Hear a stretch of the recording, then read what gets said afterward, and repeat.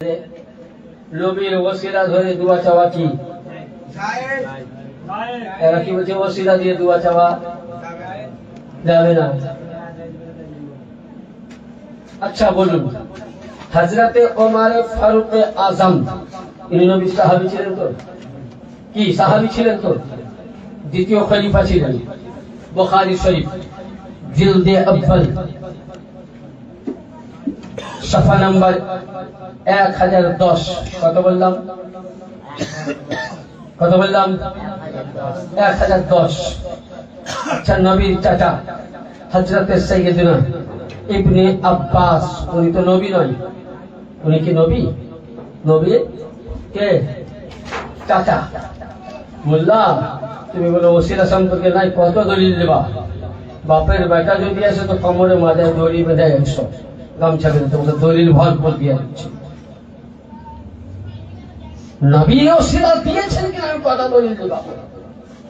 আসুন তো, হযরতে ওমর ফারুক ওই জামানায় খলিফা ছিলেন। কি ছিলেন? খলিফা। উনি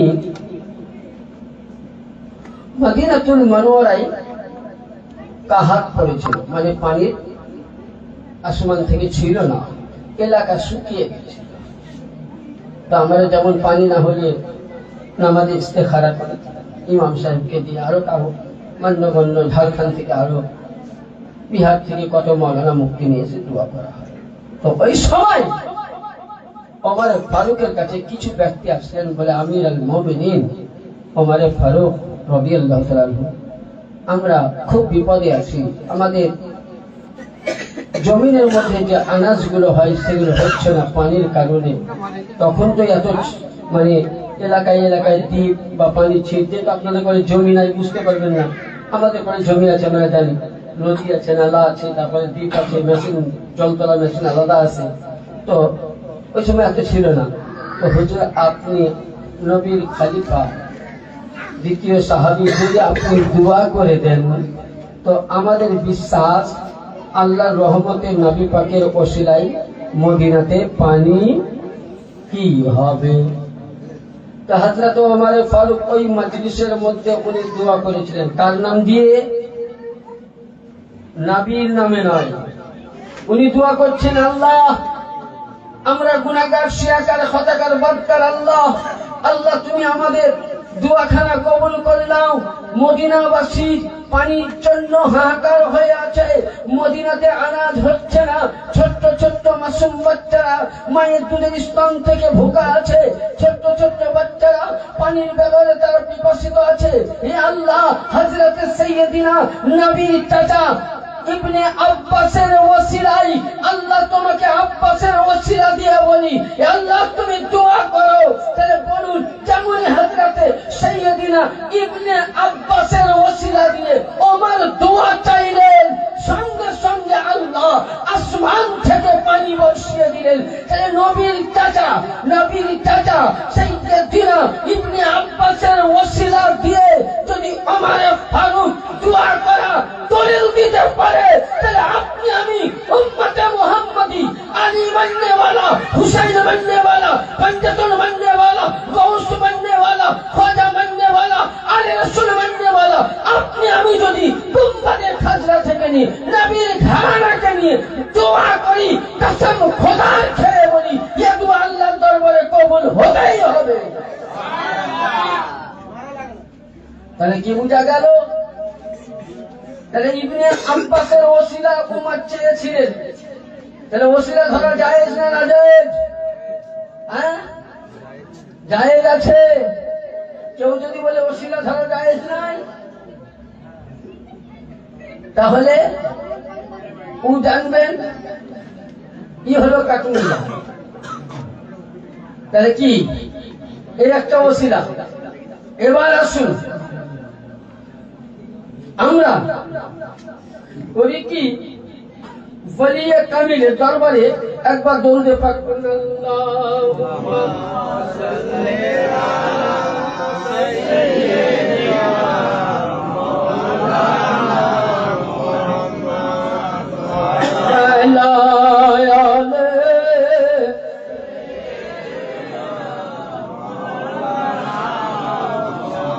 আল্লাহুম্মা সাল্লি আলা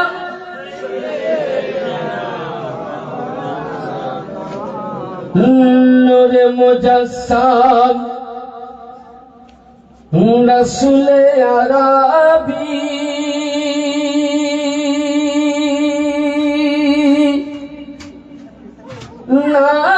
নায়েবে পরওয়ার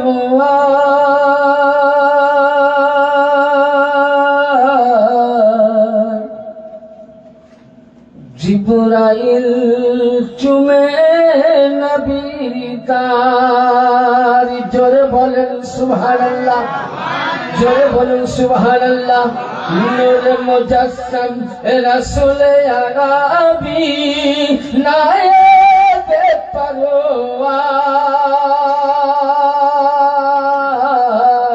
জিবরাইল চুমে যার দরবার লাম থেকে হয় লা ইলাহা আলিফ থেকে হয় আল্লাহ আর মিম থেকে হয় নামে মুহাম্মদ নবী যিনি রাসূলুল্লাহ লাম থেকে হয় লা ইলাহা আলিফ থেকে হয় আল্লাহ আর মিম থেকে হয় নামে মুহাম্মদ নবী যিনি রাসূলুল্লাহ শহীদ আজম ইমাম হুসাইন শহীদ আজম ইমাম হুসাইন নওয়াসা চাহার জিবরাইল চুমে যার দরবার আসুন আর দুই একটি দলিল দেবো ইনশাআল্লাহ আমি অন্যদিকে আগাবো এ তো নবী পাক এর চাচা আচ্ছা ধরুন আপনাকে আমি একটা উদাহরণ দিচ্ছি নবীর জামানায় আবু জাহাল যে দোকানে কাপড় কিনেছে ওই দোকানে কিন্তু আমার নবীও কিনেছিল আচ্ছা আবু জাহাল যে কাপড় পছন্দ করেছে হয়তো নবী ওই কাপড়ই নিয়েছে কিন্তু বলুন নবী পাকের যখনই জামা বাগানে পড়লো যেমন আপনাকে একটা বলি আপনি ধরুন এটা কি ধরুন এখন কোরআন শরীফ এটা এখন ধরুন একটা কোরআন পাক মানে এটা হাদিসের বই আমি কোরআনই বলতে একটা কোরআন পাকের জন্য আপনি কাপড়ের দোকানে গিয়ে বললেন আমাকে 20 সেন্টিমিটার কাপড় দাও কত সেন্টিমিটার 20 কাপড়টা নিয়ে এসে একটা টেলার মাস্টার কিংবা দর্জি কিংবা খলিফা তাকে গিয়ে বললেন ভাই আমাকে কোরআন পাকের একটা কি গিলাফ বা জুসদান বানিয়ে দাও কেউ জুসদান বলে কেউ বানিয়ে দিবে আচ্ছা ওই জুসদানটাকে আপনি বানার পরে পরিষ্কার করে ধুয়ে শুকিয়ে ওতে আতর গোলাপ লাগিয়ে আপনি করলেন কি সুন্দর ভাবে কোরআন পাকের মধ্যে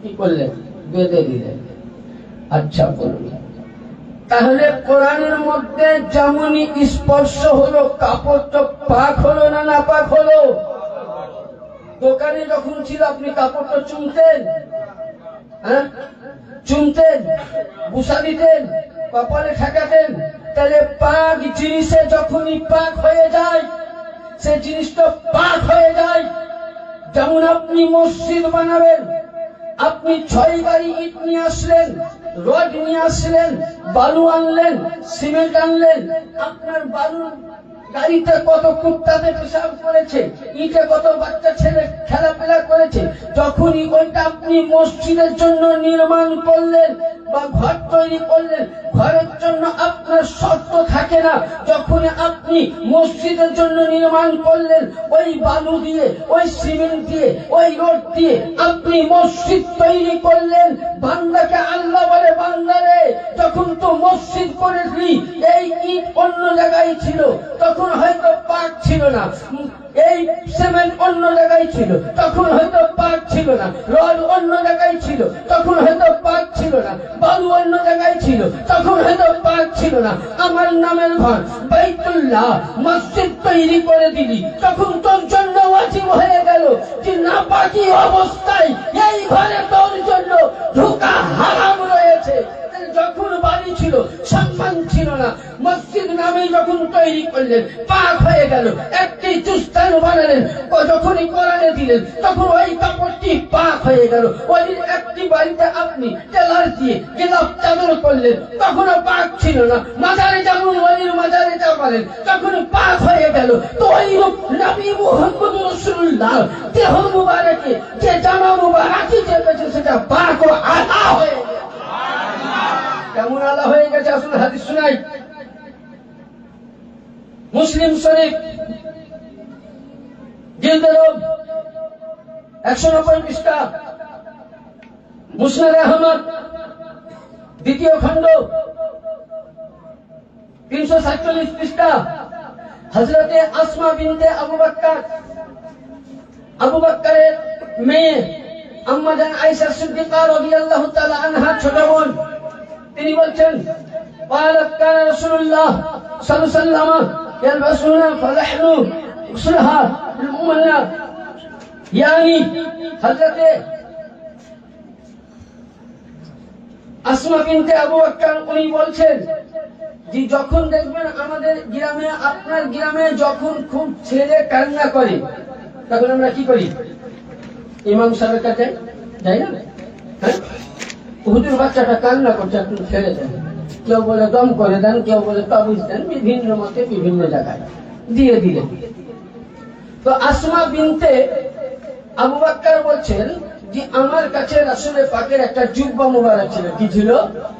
কি ছিল? কি ছিল? জুব্বা। তো বলছে ওই জুব্বা মুবারক যখনই গ্রামে কোনো মানুষ ওই জামানায় মদিনাতে অসুস্থ হতো, তখন তত ডাক্তার ছিল না। এখন আমাদের কিছু হচ্ছে না হচ্ছে, আমরা সঙ্গে সঙ্গে ডাক্তারের কাছে ভালোভাবে ডাক্তার পেয়েছি, চলে যায়। তো ওই জামানায় ডাক্তার ছিল না, হেকিমের ব্যাপার। তো ওই সময় আবু বকরের মেয়ে হযরতে সাইয়্যেদা আসমা বিনতে আবু বকর উনি বলছেন যে ওই মদিনাবাসী আমার কাছে আসতো, এসে বলতো আসমা তোমার কাছে যে নবীর তাবারকটা আছে সেটা একটুকু পানিতে ডুবিয়ে দাও। তো উনি কি করতেন? ওই নবী পাকের জুব্বাকে এক কর্নারকে উনি পানিতে ডুবিয়ে দিতেন। জোরে বলুন সুবহানাল্লাহ। তাদের বিশ্বাস ছিল না? হ্যাঁ, বিশ্বাসে মিলায় বস্তু, তর্কে বহু। আরে নবীকে আমরা বিশ্বাস করেছি কোন দলাল দেখে নয়, নবীকে বিশ্বাস করেছি। নবী যার জন্য আল্লাহ পাক সবে মেরাজে বলেছিলেন যে হে নবী আপনি হলেন ইমামুল আম্বিয়া, সমস্ত নবীদের ইমাম। এটাই নবীকে আমরা বিশ্বাস করেছি যে আমাদের ঈমান ও আকীদা, আমাদের বিশ্বাস যে নবী মুহাম্মদ রাসূলুল্লাহ উম্মতের পারের কান্ডারি, কিয়ামতের দিনে আল্লাহ পাকের কাছে আমার উম্মতের জন্য নবী মুস্তাফা উম্মতের জন্য সুপারিশ করে জান্নাতে নিয়ে যাবে। সুবহানাল্লাহ।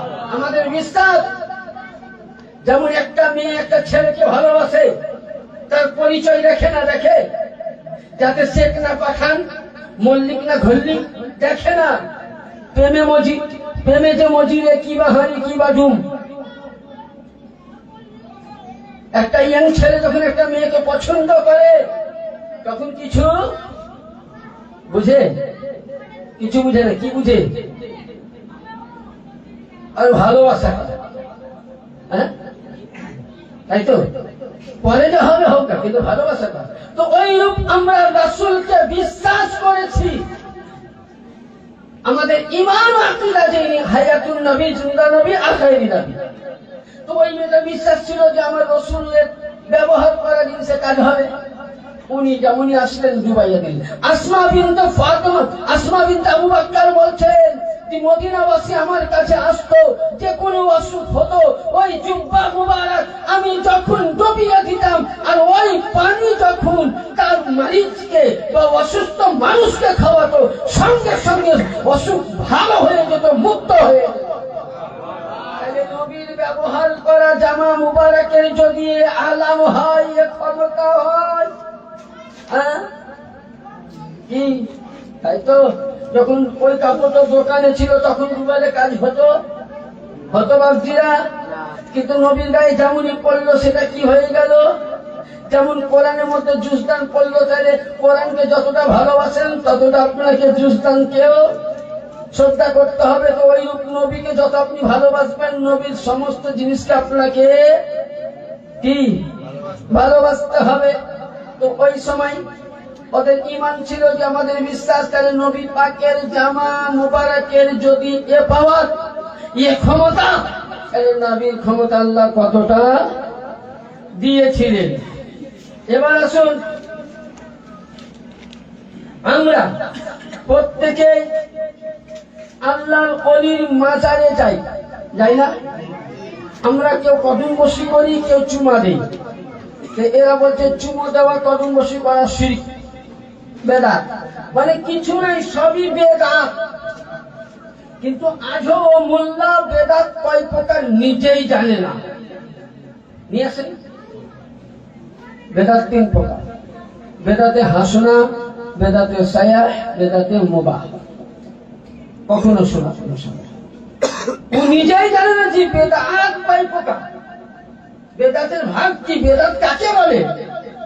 ও যদি বেদাতের ফতোয়া লাগায়, তাহলে আমি তো বলবো কোরআন পাক পড়াও বেদাত। আপনি বলে মুফতি সাহেব কি লাগালেন?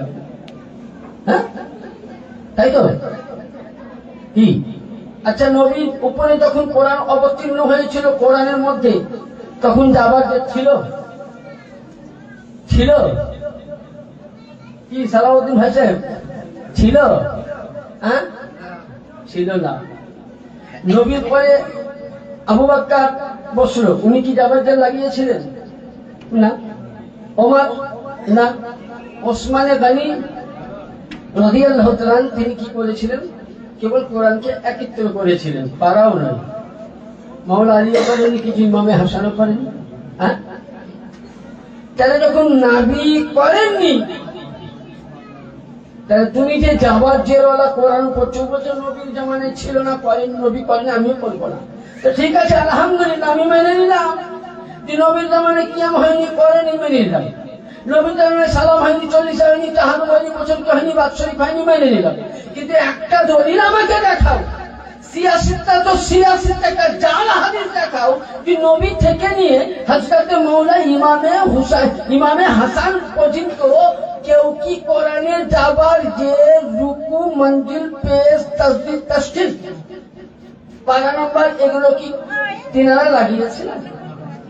চ্যালেঞ্জ থাকলো কিয়ামত অবধি ওয়াহাবি, লামধাবি, দেওবন্দি মোল্লাদেরকে চ্যালেঞ্জ, যদি দেখাতে পারো যে নবী যাবার লাগিয়েছে, কোন সাহাবী লাগিয়েছে, যে মুফতি নুরুল হাসান তোমার জন্য তোমার বাড়িতে সারা জীবন আমি গোলামি করব, তাহলে কে লাগিয়েছে? শোনা দরকার নাকি? কি বলবো? হ্যাঁ, তাহলে নবী লাগায়নি। তুমি যে কোরআন পড়ছো, এটা তো নবী জামানায় ছিল না। যাবার যে একজন ইসলামিক ওই জামানায় হাজ্জাজ বিন ইউসুফ কোরআনের মধ্যে যাবার যে লাগিয়েছে, তাহলে নবী যখন লাগায়নি, তাহলে সাধারণের লাগা কোরআনে যাবার যে পড়ছে, এটা কোন বেদাত আগে তুমি বুঝাও। কি তাই তো? হ্যাঁ, নবীর জামানায় মাইকে আজান হয়নি, তুমি মাইকে আজান দিচ্ছ, কোন বেদাত? নবীর জামানায় ট্রেন ছিল না, নবীর জামানায় হাওয়ায় জাহাজ ছিল না, নবীর জামানায় বুলেট গাড়ি ছিল না, নবীর জামানায় মোবাইল ছিল না, নবীর জামানায় ওয়াইফাই ছিল না, নবীর জামানায় ইন্টারনেট ছিল না, নবীর জামানায় ফেসবুক ছিল না। আরে মোল্লা, বলো তুমি কোন দলিল থেকে আজকে তুমি বলছো? তাহলে এটা কোন বেদাত? এটা হলো বেদাতে হাসনা। মাইকে আজান দেওয়ার কারণ হলো মানুষ যাতে শুনতে পেয়ে নামাজ পড়তে আসতে পারে। মাইকে ওয়াজ করার কারণ হলো মানুষ যাতে কাজে কাজকর্ম থেকে এসে বাড়িতে শুনতে পারে মসজিদ পাকা করা বেদাতে হাসনা, মসজিদ মুজাক করা বেদাতে হাসনা, মসজিদে মানবের বসানো বেদাতে হাসনা, এগুলো ভালো বেদাত। তাহলে মুল্লা তুমি মসজিদে নবীর জামানার পাকা মসজিদ ছিল না, মাইক ছিল না, গাড়ি ছিল না, ওগুলানে চাপাই তো বেদাত নয়। আর নবীর সামনে কিয়াম হলে বুঝলেন দেখবেন ওরা 11 মাস কিচ্ছু বলে না, 12 মাস কিছু বলে। যখন 3টা মাস আসে বুঝলেন ওয়াহাবি লামধাবিদের পাছায় চুলকানি হয়, এমনি করে চুলকায় কেন? মানে তখন একটা 2500 পাওয়ারের অ্যাভিল দিলেও কাজ।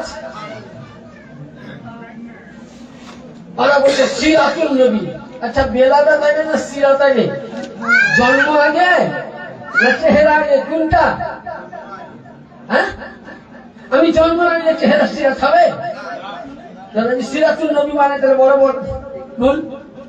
আর এরা দেখবেন এই যখন নবী দিবসের মাস আসবে তখন বলছে জশ্নে ঈদ মিলাদুন নবী কোনখানে আছে, দলিল পড়ে। মানে কেন বলেন তো? আর জশ্নে ঈদ মিলাদুন নবীতে এরা এত জোর দেয় না কেন বলেন? এরা দুটা ঈদ প্রমাণ করতে চাইছে, ঈদ আর বকরা ঈদ। মানে ঈদে পাবে বাড়ি বাড়ি ফেতরা, আর কোরবানিতে পাবে বাড়ি বাড়ি গরুর চামড়া।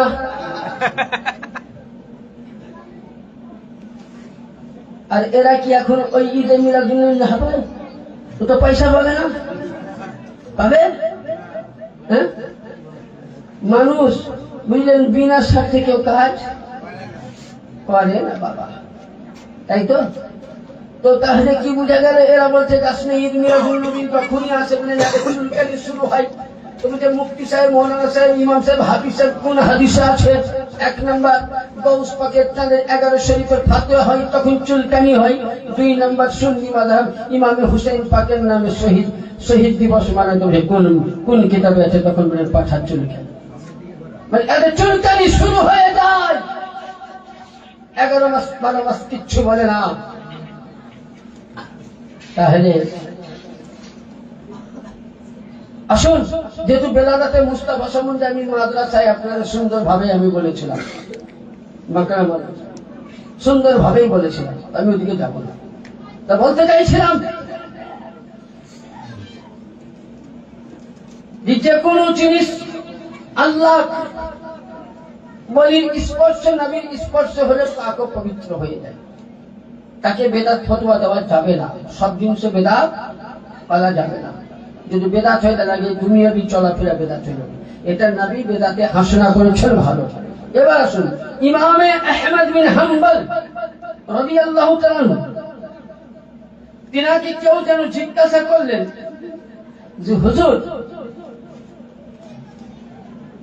আউলিয়ায়ে কেরামদের রাউদা চুমা কি? তো উনি প্রথমে উদাহরণ দিয়েছিলেন কি? হাজারে আসওয়াদ। আচ্ছা বলেন, এবার আপনাকে বড় বড় দলিল দিচ্ছি। হাজারে আসওয়াদ একটা পাথর, ইব্রাহিম খলিলুল্লাহ কাবা তৈরি করলেন, যেমনই তৈরি করা হলো ওই সময় কিন্তু 2টি পাথর হযরতে ইসমাইল জবিউল্লাহ এবং জিবরিল আমিন নিয়ে এসেছিলেন। মাকামে ইব্রাহিম পাথর এবং হাজারে আসওয়াদ। মাকামে ইব্রাহিম পাথরে ইব্রাহিম নবী দাঁড়িয়ে কাবা গেঁথেছেন, আর হাজারে আসওয়াদ পাথর দেখতে খুব সাদা ছিল। তো হাজারে আসওয়াদ পাথরকে কেউ জিজ্ঞাসা করেছে যে এ পাথর তুই তো দেখতে সাদা ছিলি, দুধ চাইতে সাদা, তো তুই কালো কি করি হলি? হ্যাঁ, কালো কেন হলি? হাজারে আসওয়াদ বলতে চাইছে মানুষ দূর প্রান্ত থেকে হজ করতে আসে, আসার পর কাউরির নসিবে থাকলে আমাকে ছুতে পায়, না থাকলে আমাকে ছুতে পাই না। কেউ 1 কিলোমিটার দূর থেকে, কেউ 2 কিলোমিটার দিকে, চতুর্দিক থেকে তারা এমনি করে নিয়ে চুমো দেয়।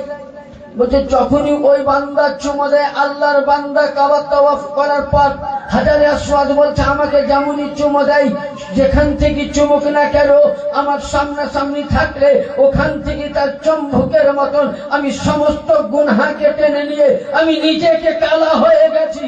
তাহলে একটি পাথর ইসমাইল জাবিরুল্লাহ ইব্রাহিম খলিলুল্লাহ এনেছিলেন জিবরিল আমিনকে সঙ্গে নিয়ে। ও পাথরকে যদি চুম্মা দিলে মানুষের গুনাহ মোচন হয়, আপনি আমি যদি নবীর নামে নবীর দাওতায় যদি চুমা দিয়ে তো কেন গুনাহ মোচন হবে না? তার জন্য কোন কবি বলছেন मैं मुजरिम हुआ का मुझे साथ ले लो, मैं मुजरिम हुआ का मुझे साथ ले लो कि मैं रास्ते में हूँ जाबादा खाने वाले चमक तुझसे पाते हैं सब पाने वाले, मेरा दिल भी चमका दे आका चमकाने वाले।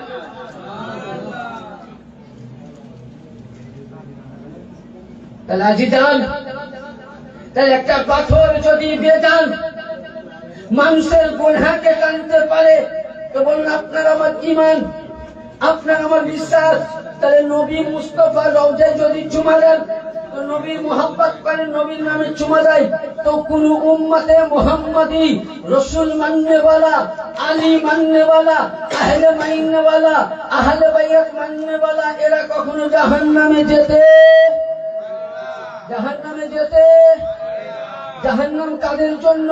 মুনাফিকে আলীর জন্য। নারে হায়দারি, নারে হায়দারি, নারে আব্বাস, নারে আব্বাস, নারে আব্বাস, নারে হুসেন, নারে হুসেন, নারে হাসান, নারে হাসান, আজাদ का पादरे सबलान नारा हायदारी, हायदारी, हायदारी। মুমিনের পরিচয় পেলেন মুমিনের পরিচয়। আল্লাহ নবীর হাদিস আছে, কথা যখন বেরিয়ে গেল নবীর হাদিস আছে যে মুমিন আলীর সঙ্গে বুগজ করবে না, আর মুনাফিক আলীর সঙ্গে মোহাব্বত। আজকে তুমি বলছো যে নামাজ পড়ো, তবলিগি করো, কোরআন তেলাওয়াত করো, জিকির করো, ওয়াজিফা পড়ো, তুমি জান্নাতে কি বলে চলে যাবে। আমি লিখিত করে দিচ্ছি, হাদিস শরীফের মধ্যে আছে কিয়ামতের ময়দানে জান্নাত তাকসীমকারী হলেন মাওলা আলী, জাহান্নাম বন্টনকারী মাওলা আলী। এবার আপনাকে একটা কোরআন পাকের আয়াত শোনাই,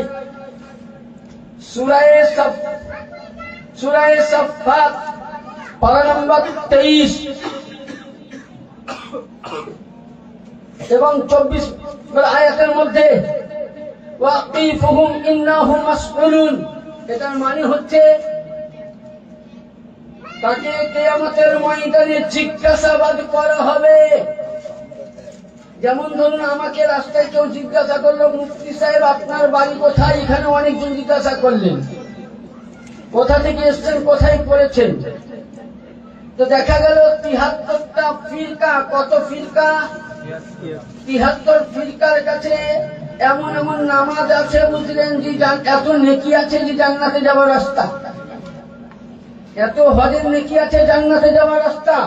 মানে এক কথায় পুলসেরাতে যখনই যাবেন, জান্নাতি লেবাস পরার জন্য পুলসেরাত পার হবেন, ওই সময় আল্লাহ পাক জিবরিল আমিনকে বলবেন ওয়াকিফুহুম ইন্নাহুম মাসউলুন, এ জিবরিল আমিন ওকে দাঁড় করাও, আমি কিছু জিজ্ঞাসা করব। হ্যাঁ, এত নামাজ পড়লাম, রোজা করলাম, কত ছিল্লা করলাম, কত তবলিগি করলাম, গোটা বহাইলাম, কত বুঝলেন গায়ে গায়ে দাওয়াত দিলাম, আমি কত ওয়াজ মাহফিল করলাম, তবু আমি জান্নাত যাওয়ার আগে জিজ্ঞাসাবাদ হজ করলাম। তো ওই সময় अल्लाह पाक বলছেন उस बंदे को वहां से रोक दो, मैं उनसे कुछ पूछूंगा, ওকে ওখানে দাঁড় করিয়ে দাও, আমি আল্লাহ কিছু জিজ্ঞাসা করব। জিবরিল তুমি জিজ্ঞাসা করো। এই হাদিসটা কোন কিতাবে পাবেন? আস-সাওয়াইকুল মুহাদ্দিকা যিনি একজন বিশ্ববিখ্যাত, উনি একজন ওই জামানার কাবা শরীফের ইমাম ছিলেন, আল্লামা ইবনে হাজার হাশমি মাক্কি, যিনি মক্কা শরীফের মসজিদ হারামের ইমাম ছিলেন। তাহলে আমার নতুন মৌলবি না, মৌলানা মুফতিরা যিনি কাবার ইমাম ছিলেন। তখন তিনি বলছেন, কি জিজ্ঞাসা করা হবে ওই সময় কোরআনের তাফসীর করুন এবং বিভিন্ন তাফসীরে পাবেন, ওয়াকিফুহুম ইন্নাহুম মাসউলুন ইন্না বিলায়াতান আলিয়ুন ওয়া হাব্বি আহলি বাইতি। আল্লাহ পাক বলবেন জিবরিল আমিন ওই বান্দা বান্দীকে জিজ্ঞাসা করো যে পৃথিবীর মধ্যে যতদিন বেঁচে ছিল নামাজ পড়েছে ঠিক, রোজা করেছে ঠিক, হজ করেছে ঠিক, যাকাত দিয়েছে ঠিক, সাদকা দিয়েছে ঠিক, সব কিছু করেছে, কিন্তু ওয়াকিফুহুম ইন্নাহুম মাসউলুনা ইন্না বিলায়াত আলিয়ুন, সে যে মাওলা আলী বেলায়েত পেয়েছিলেন গাদিরে খুবের মধ্যে, সেটাকে শিকায়ত করেছিল। এবং মাওলা আলী ওয়াহাব্বা আহলি বাইতি, সে ব্যক্তি কি আলীর গোলাম ছিল, মুহাব্বতকারী ছিল। এ জিবরিল, ও যদি আলীর গোলাম হয়ে যায় তোকে জান্নাতে নিয়ে যাও, আলীর গোলাম যদি না হয় জাহান্নামের মধ্যে পাঠিয়ে দাও। নারে হায়দারি, নারে হায়দারি, নারে হাসান, নারে হুসেন, নারে আব্বাস, নারে আব্বাস। তাহলে কি বুঝা গেল? হুব্বে আহলে বাইত ছাড়া ঈমান মজবুত হ্যাঁ? আমি বলছি না বুখারী খোলো, তিরমিজি খোলো, নিয়ে আসো, কানার দলের মৌলবীরা আছে কিনা। সৈয়দুশ শাবাবি আহলিল জান্নাত আল হাসান ওয়াল হুসাইন, জান্নাত বন্টনকারী হযরত মাওলা আলী। জান্নাত পেতে গেলে মাওলা আলীর কাছে কিয়ামতে যেতে হবে, জাহান্নাম পেতে গেলে মাওলা আলীর কাছে যেতে হবে। মাওলা আলী জান্নাতের বন্টনকারী, আর জান্নাতের জওয়ানদের সর্দার দুই ইমাম মাওলা হাসান ও হুসাইন। তাহলে জান্নাতের বন্টনকারী কে? জান্নাতের জওয়ানদের সর্দার কে? তাহলে দুনিয়াতে তুমি মাওলা আলী আহলে বাইতকে গালি দিবা, আহলে বাইতের ঘরানা মানবা না, ওলির দামান ধরবা না, তুমি জান্নাত কিসের আশা করো হে? কোন দলিলে করো দেখাও। আমার কথা খুব খারাপ, বুঝলেন? তাহলে জান্নাত পেতে গেলে আহলে বাইত পাক পাঞ্জাতনের গোলাম হতে হবে না? এটা আমি তো বলিনি, নবী তো বলে গেছেন।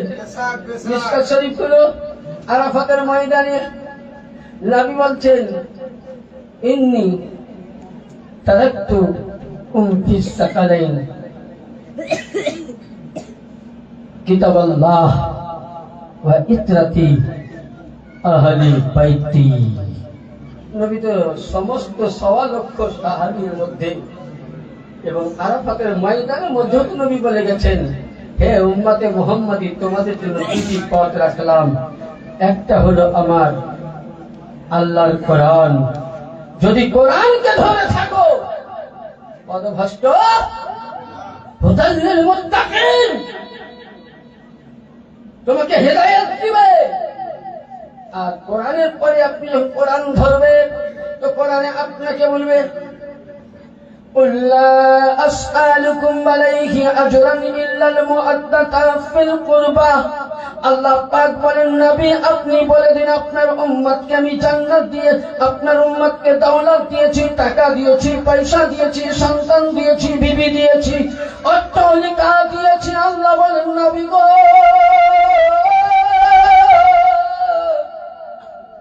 আমি আপনার উম্মতের কাছে নামাজের বদলার বদল নামাজ চাই না, আমি টাকার বদলা টাকা চাই না, সোনার বদলা সোনা চাই না, আমি আওলাদের বদলা ইলা চাই না। আল্লাহর নবী বলবেন, রব্বুল আলামিন আমার গুনাহগার উম্মত, আমার পাপী বান্দা কি তোমাকে দিলে রাজি হবে? আল্লাহ বলছেন, নবী গো ইল্লাল মুআদ্দাতা ফিল কুরবা, আপনি উম্মতবাসীকে বলে দেন তাদের কাছে আমি কিছু চাই না, ইল্লাল মুআদ্দাতা ফিল কুরবা, তারা যেন আপনার ঘরানা পাক পাঞ্জাতন আলে রাসূলকে